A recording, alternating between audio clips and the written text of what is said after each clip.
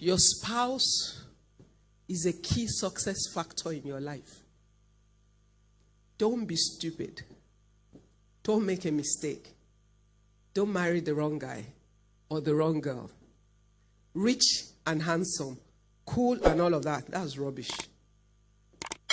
Because the most handsome guy today, slim and tall and elegant, feed him a little, you see.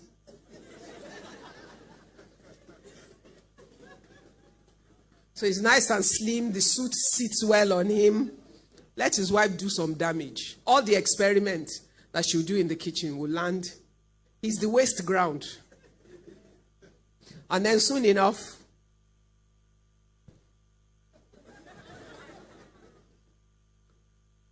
and he's getting into his 30s. You didn't think that you could ever go bald. All of a sudden, we're looking for a wig or toupee to put there.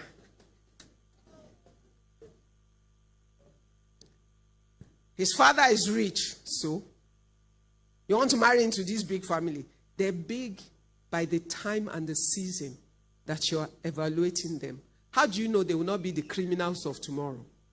Because by the time EFCC shows up or whatever is his equivalent at a stage, they become the family nobody wants to belong to.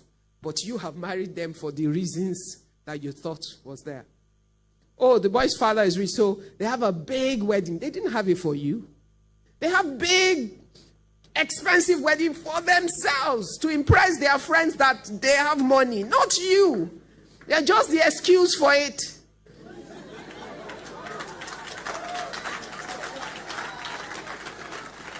It's not for you.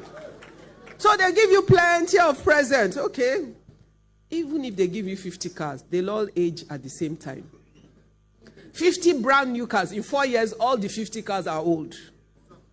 Because there's a new model every year. 2019 Range Rover is already out in 2018. So how do you keep up? Oh, they've given you this big house. Okay, the house is fine on day one. But guess what keeps it going? Cash flow. The guy could get the house from his father or his father's friend or whatever. But if he can't generate his own cash flow to keep it running, you're going to suffer. He has to go to his father to pay school fees for his children. You're already in trouble. So that cannot count. What does family represent for you? Your support system. Your circle of influence. The man who will speak into your life and have the greatest impact. The guy who will tell you you're so beautiful and joy will well up in your heart. And the guy who, if you are so beautiful, looks at you and say, "Kilo dalare," you will look at yourself in the mirror and you see a very ugly woman, even though you're the most beautiful woman in the world.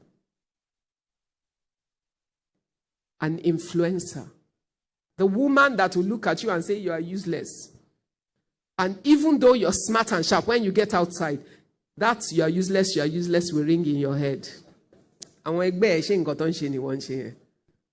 You will never feel adequate.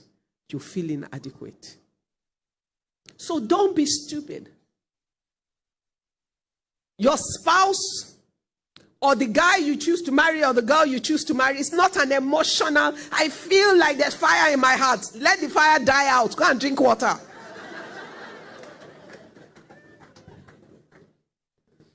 It is the most important decision of your life. If you marry at 25 and you live till 70, that's 45 years of your life that this person will speak into your life. Affect it one way or the other. Build it or destroy it. See, somebody killed somebody last week. We don't know the story, but that was someone that seemed like her life was together. Now, one life destroyed, second life destroyed, 2 lives destroyed, and many lives impacted.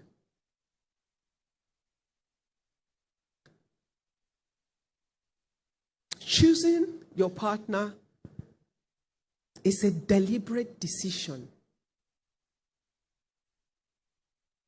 It's an objective decision. You must know who you are, have a sense Because you will never really know all about who you are. But you'll have a sense of who you are and where you think you're going.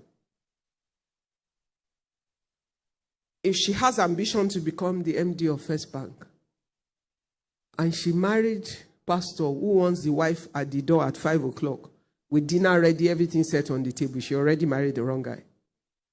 Why? They will never agree. Because they want two different things. There's nothing wrong with him wanting a wife that will be ready with dinner and everything, or waiting at the door to take his bag and his coat. But he should marry a teacher.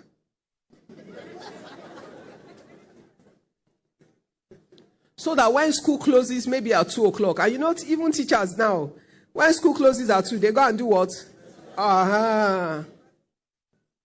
I don't even know which one they will marry now.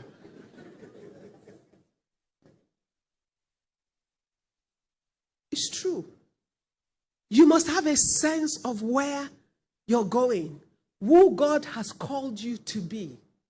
And no matter how attractive or good you think that guy is to you and all the packaging, just realize that there's fire on the mountain if you don't have enough wisdom to strategically consider the reality.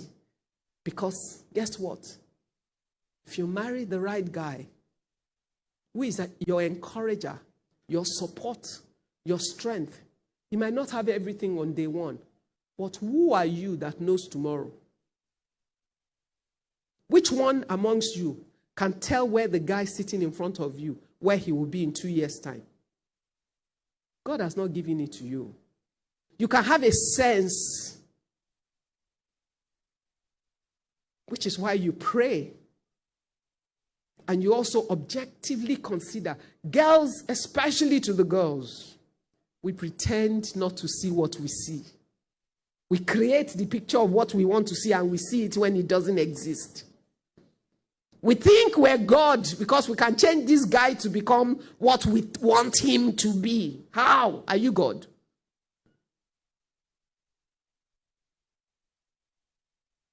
Your husband or your wife will make you or break you, destroy you or help to build you. It's not an emotional decision. You pray until you're clear about God, but even as you do that, you must be honest about what you see.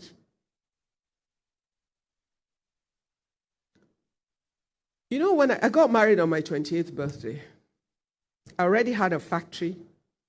I had, I think, 28 men working for me. My husband was a petroleum engineer working in NNPC. To all intents and purposes, it looked like I was successful and on my way to being more successful, and my husband was a civil servant working for government in a professional capacity. To some people, I was being silly marrying a guy like that. They felt that there's some big, rich guy that would fit me better.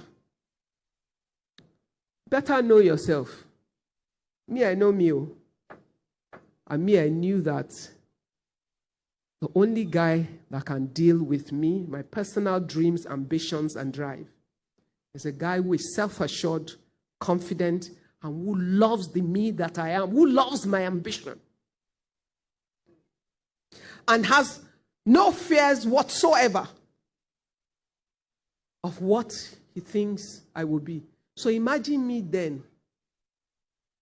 To me now, I've been married for 28 years to the same guy. But the me he married, that they thought was ambitious, driven, too smart for our own good, intimidate boys with my intelligence and all of that. How can he even add that to the me that I am now? But I knew he was the guy who could deal with me. So, I can tell you for sure, my husband can offend me, but he can never offend me. Why? I've forgiven him in advance. Because just for giving me the gift of love that allows me to be myself, that's the best gift he could ever give me.